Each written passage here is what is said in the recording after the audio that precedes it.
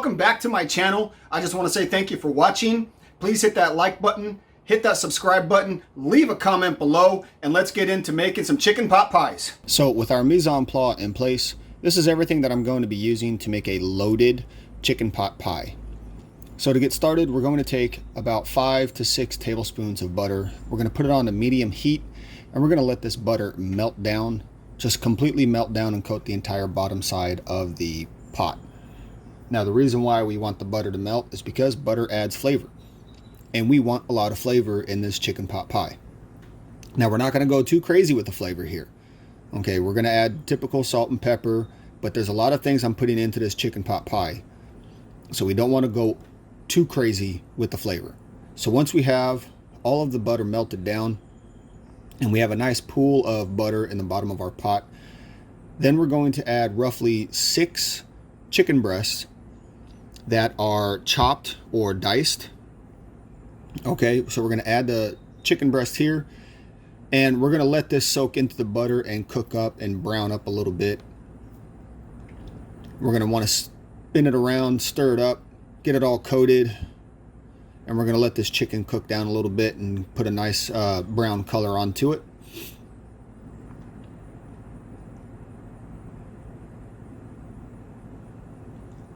So next we're going to add some freshly ground pepper.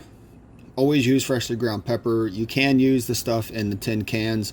I just prefer to use freshly ground pepper. And then we're going to use a few pinches of some kosher salt. Again, I just prefer to use kosher salt. You don't have to use kosher salt, but it definitely makes a big difference in the flavor. So we're just going to spin this all up, stir it around, and make sure everything gets mixed up inside.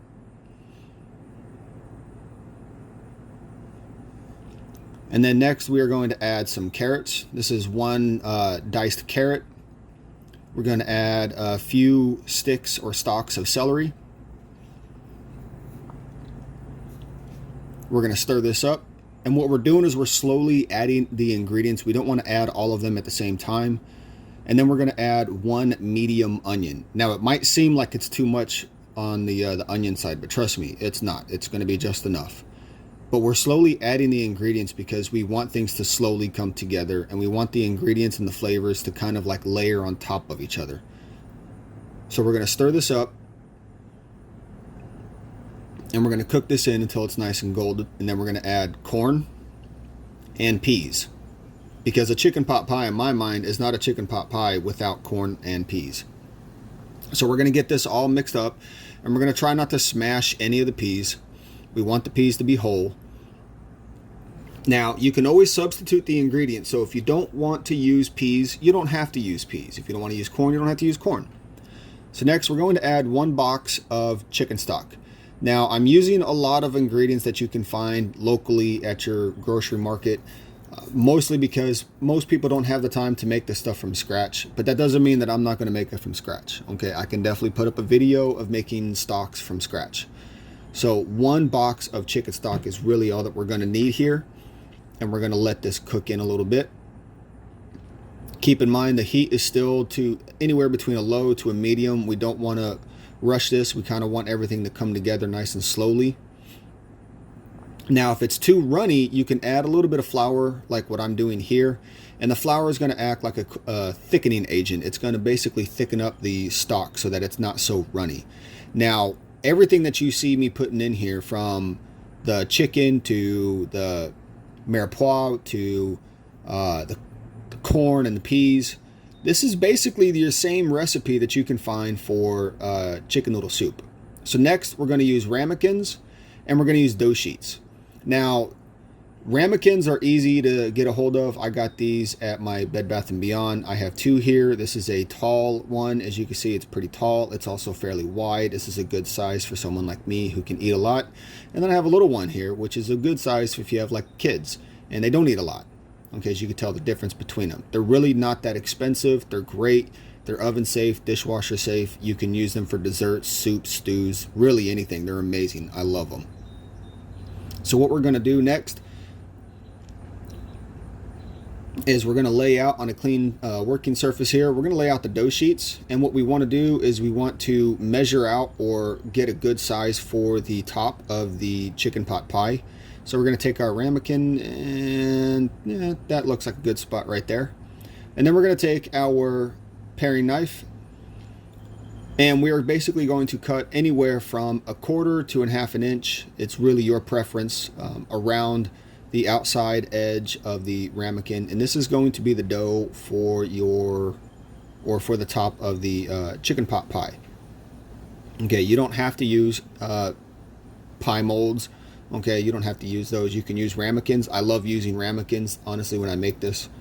And you're going to want to do this for every ramekin that you plan on using. All right, if you're using 6 ramekins, you're going to repeat this 6 times. If you're using 8, you're going to repeat it 8 times.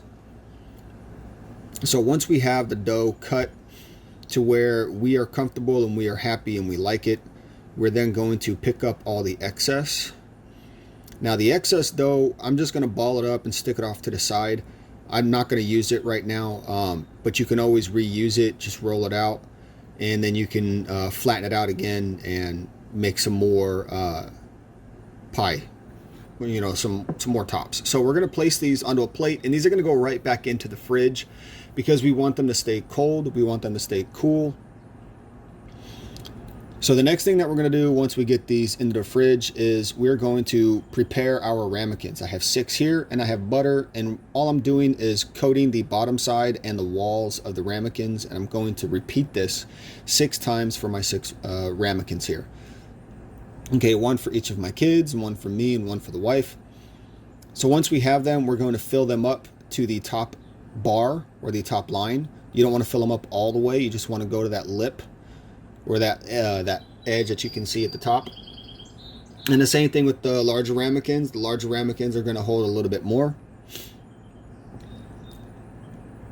So once we get the larger ramekin filled up, you can see where we are filling them up to.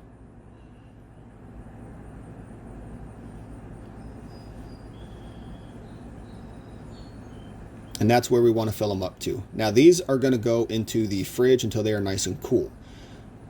So as you can see, all 6 of our ramekins are now filled up, and that's exactly what we want. So into the fridge they go until they're nice and cool, because we don't want them to be piping hot when we put the dough on top. All right, it'll cause the dough to sink in too much. So next, we're going to need some melted butter for the next process. And then we are going to grab a baking sheet or a cookie sheet, and we are going to place our 6 ramekins on top of here. Then we are going to take our dough and some butter.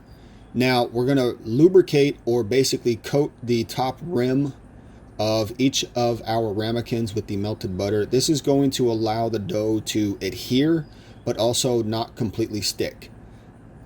So we're going to basically cover the top of the ramekin with the dough, and we're going to fold it down on each side all the way around. And then we're going to repeat this process for the next 6 ramekins.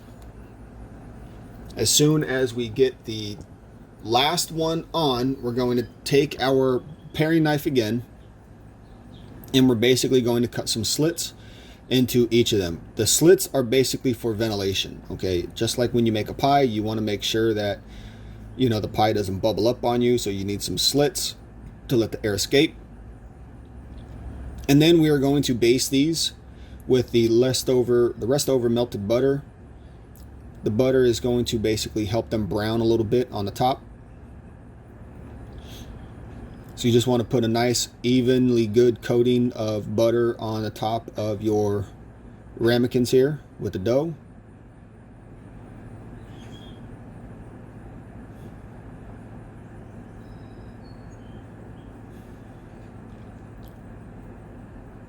Once you have them covered,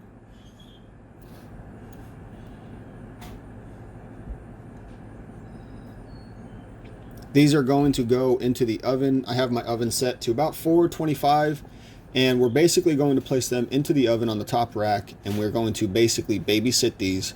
Remember, the filling is already cooked, so we're putting them in here so that the tops can cook down a little bit, and that's what we want. We want a nice golden brown color on the top. So once we have a nice golden brown color on the top, we're going to remove them from the oven, and then we will take a look back at our amazingly wonderful, beautiful chicken pot pies that you can make anytime that you want a chicken pot pie and you don't want the cheap crap from the store.